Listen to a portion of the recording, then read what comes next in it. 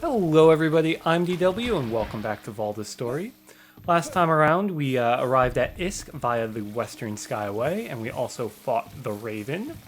This time around we are going to the Guardian Temple, which is a fire-based area, so we are going to buy a cooling elixir from Starry here.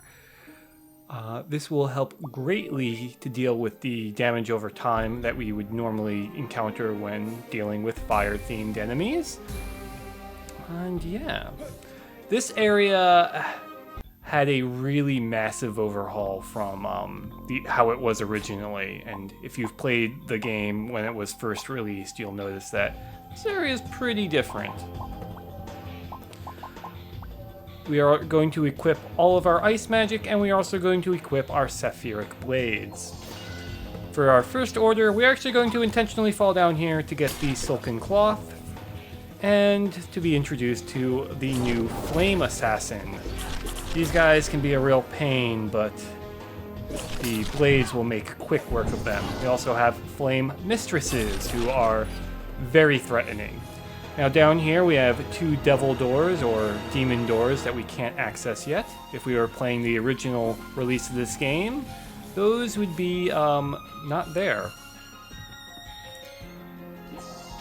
Now, double jump makes the platforming in this area a lot easier, because you don't have to deal with the moving pillars so much. Up there we had a treasure chest, and we can get up there through the help of editing. Normally you can get up there in one jump, but I had a lot of trouble. In that treasure chest we have another Book of the Old Gods, which I think makes the 4? I think it's our 4th. Maybe.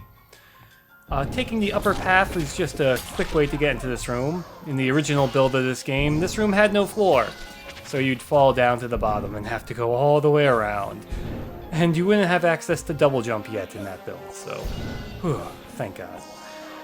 Now, the flame archers here are really, they can be a real pain to get around and to deal with. Their flamethrower attack can deal a lot of damage, but we'll make quick work of them. Now, since we have double jump, we can just place a nice pillar here and jump up this way, avoiding a flame mistress and a whole bunch of platforming. Here we meet Reza, or Reezy? I don't know how to pronounce his name, but he is another assist character, and I believe one of the few crew member that you actually have to recruit, since he is right on the critical path. Conte actually mentions him as well as the other member that we will find later on in this dungeon. He's pretty good if you don't have Axon, because I believe his boomerangs do pierce enemies, and I want to say they will hit like on both the way forward and the way back. That encounter there can be really difficult if you're not prepared for it. This room used to be way harder before they added the upgrade to your mana crystal. So the timing in this room used to be incredibly tight.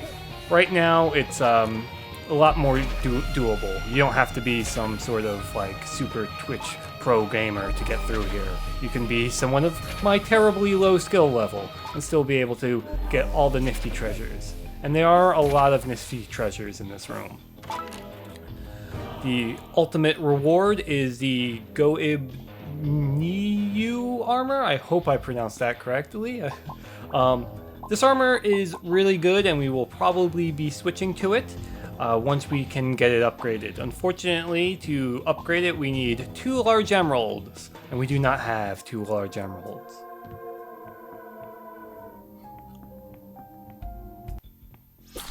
Here we will encounter our first demon Warlock. They are sort of like mini bosses and have a number of different attacks, but are very susceptible to bleed, so we didn't really see him, but we'll be seeing them basically throughout any area that has lots of demons. And here I show off my wonderful, terrible ability to platform. I don't know what was going wrong, but for some reason when I was recording this, I was just not in the zone. This jump is not at all difficult, and yeah. But Up here, we will find another item for that one multi-item armor. We'll see that eventually.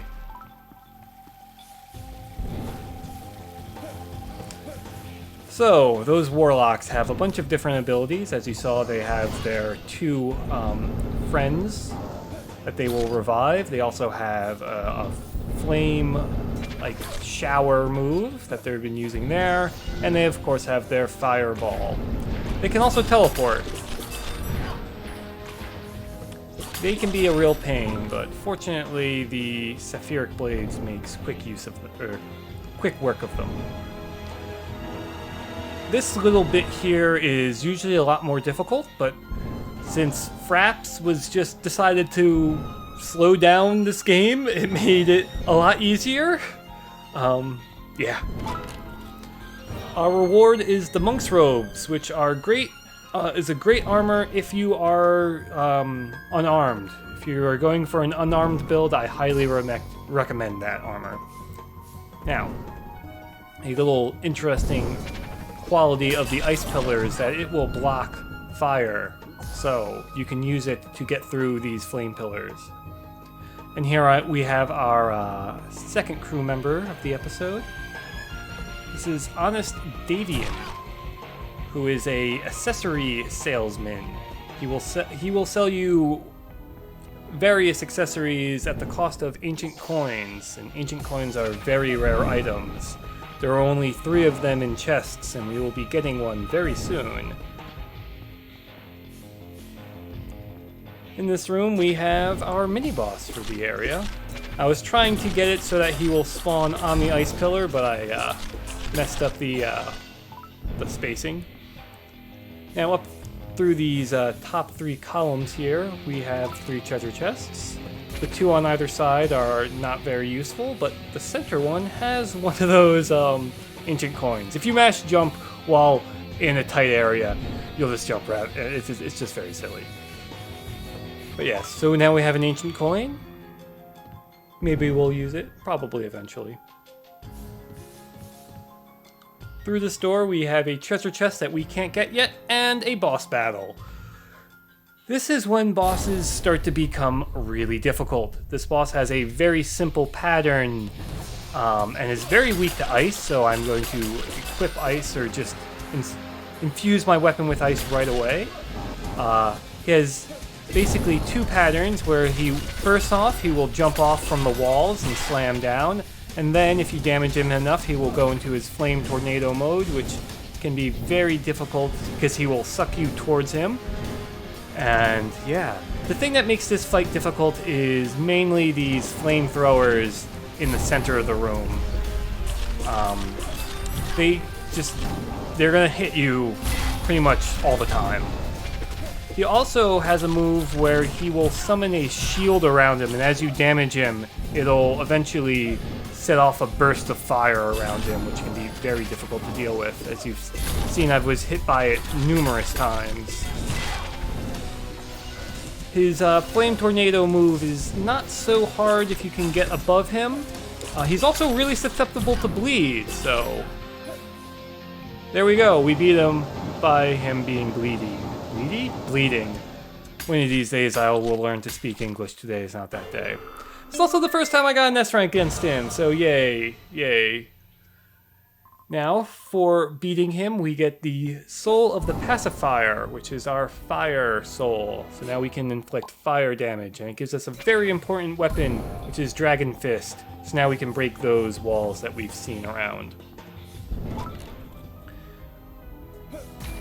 So we got Sezi's Hammer, which is what he asked us to get.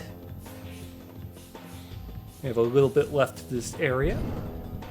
This is where I remember that we gotta level up, so let's put another point into strength. And why not get Hunter's Bounty, which will recover a skill cancel every time we kill an enemy if we've expended the skill cancel. You always want ways that you can regain skill cancels. This room is sort of the same thing like the room before the save point, but it's a lot easier and the rewards are pretty much not as good. Except for the final one, which is a spirit potion. Now, unfortunately, Once you get the Spirit Potion, you have to go all the way back down to the bottom and work your way back up. It's a bit inconvenient, but oh well.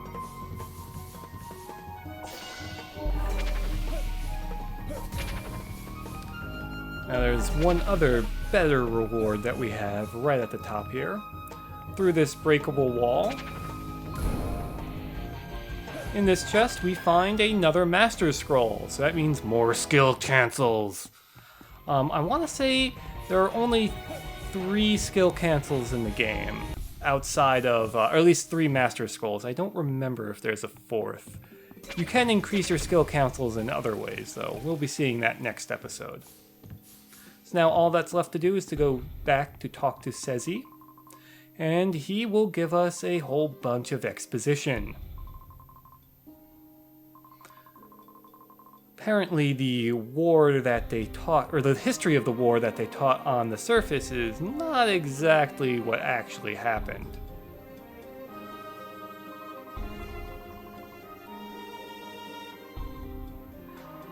Seems like Mergado and Alagath worked together to overcome Valdis, and that was the only way that they could distract her enough. Fortunately, her human worshippers, the Goib Niu, I'm never going to be able to figure out how to pronounce that, were able to fight off most of the sisters' forces. Most importantly was Moira, who was able to injure both of the goddess and take out an eye from them. Now, why we don't quite, Sezi here doesn't quite tell us, but Moira is actually Wyatt's grandmother or great-grandmother. He is definitely descended from her. I don't know if Sezi is any relation to Wyatt, but maybe. Now, Sezi will give us our next quest for our next main quest, which is to get the Divine Key.